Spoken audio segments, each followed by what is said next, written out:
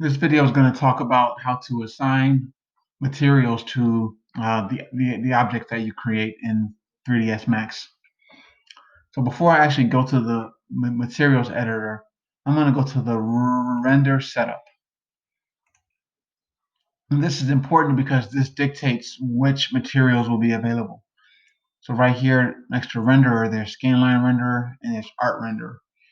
And the renderer is the thing that creates an image based on what's on your screen, because it'll look different than what's on the screen while you're modeling. So we're going to keep it on scanline renderer for now, and you can just close that box. Press M on the keyboard, and the material editor comes up. Move this over so you can see it.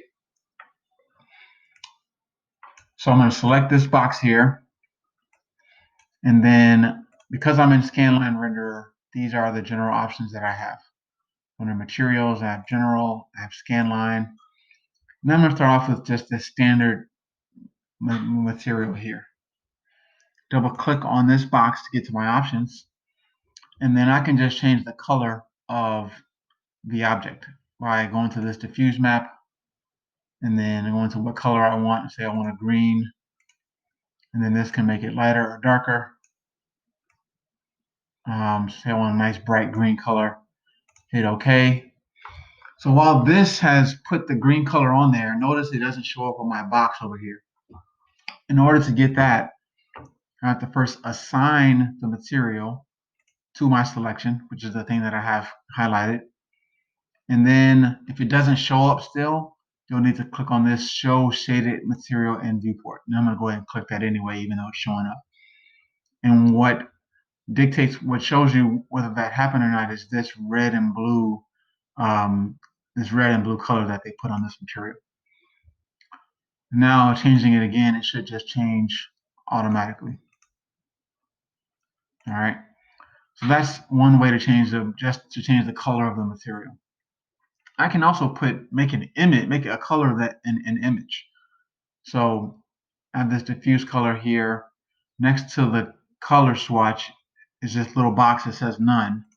If I click on that, it have this maps, I have this general, it'll either say general or standard drop down, and then a bitmap. And that'll allow me to put an image on the box. So say I want to put this car image here, hit open, and it changes all of the faces to that car image. Okay, so that's the standard scanline material. I'm going to delete that. It'll keep that there for now because I've already assigned it. And I'm going to go under General to Physical Material and double click on that. Double click on there. Now this still more or less has a lot of the same options as far as color and transparency and things like that. But it also has this preset drop down that gives you some actual material. So there's paints here that I can assign. There's wood. So I'm going to go ahead and click on this satin varnish wood. And so that puts some settings in. And then I'm going to assign and then show shaded material in viewport. And that shows me my wood on the block. And there's a few other options in here. And the art renderer has a lot more actual materials like this. So I'm going to get to that in a second. I can make a gold material here. I can change it to just like a paint, varnish paint. So there's some options there, some aluminum. So those are options there as far as the material, and you can do other things with those, like the transparency. You can make it more transparent, which makes it like see-through. I'm going to right click on the spinner. That takes it to its lowest value. It's just another general thing about 3ds Max. So those are some basic options I have under Scanline. There's obviously a lot more things than that. But those are kind of some basic options that you might be using. So I'm going to delete this thing here. And I'm going to go back to the render setup. And I'm going to change Scanline to Art Renderer.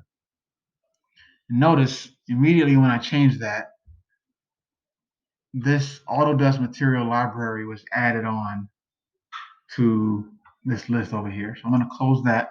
And there are some things that are available in Scanline allows you to do some things that the Autodesk Material Library doesn't. But the Autodesk Material Library has a lot more materials in it than the Scanline renderer does. So if we just look at this list, and these are all drop downs. So there's a bunch of options under all of these things. So we have ceramic, concrete, fabric, flooring, glass, we've got masonry, metal, mirror, paint, plastic, stone, wood. The site work has like asphalt, cobble, grass, dirt. So there are a ton of options here in the Autodesk Material Library. So say I want a wood again. So the Scanline wood had just a couple wood options. But look at all of the wood options under the Autodesk Material Library.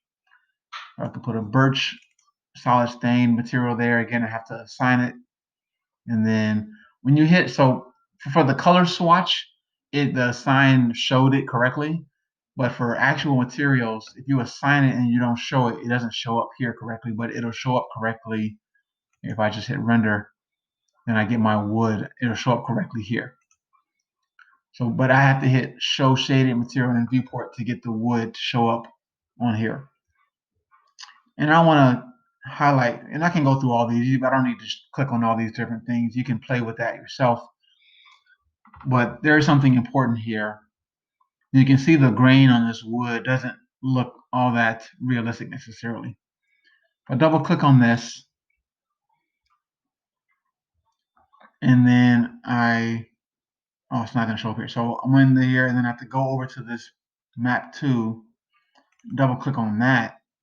Then I have a scale, and this scale is basically like how zoomed in it is on some particular wood pattern.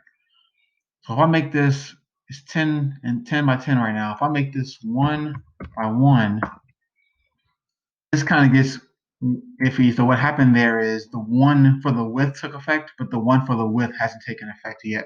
I mean, for the height hasn't taken effect yet. So what I always do is I'll double click back on this, and that'll make the other one take effect too. And now you see that block, the grain on that block looks a little bit more realistic.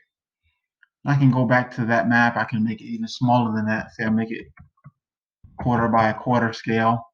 Double click on that. So now you can kind of see the pattern is repeating. So now again, it looks not necessarily as realistic. So you can play with this, and depending on what's happening, you can just play with those numbers to get it to look how you want it to look. So there, I think that one looks pretty realistic. So that scale is going to be an important part of assigning certain materials and making it look realistic.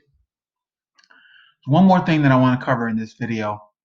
You may wonder why this other block is over here. So I've been operating with this block, and even if I put an edit poly modifier on here, and I select a face, and I go back to material, if I change the material, let's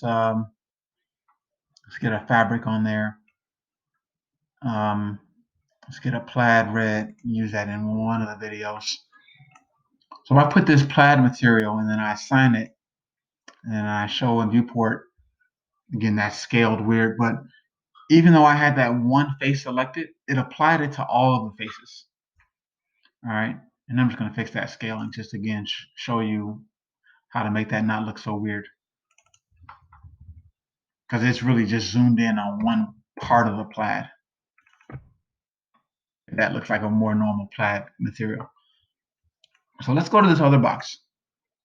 Instead of, I'll have to escape get out of that, turn that edit poly off. Instead of putting an edit poly modifier, there's another option. We can right click, convert to editable poly. And I have these same options here. So I can click on polygon, I can click on this face.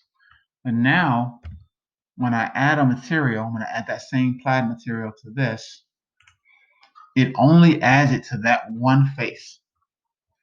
So now I can go face by face and say I want to put the wood on this face, which would be weird, but let's just say I want to do that.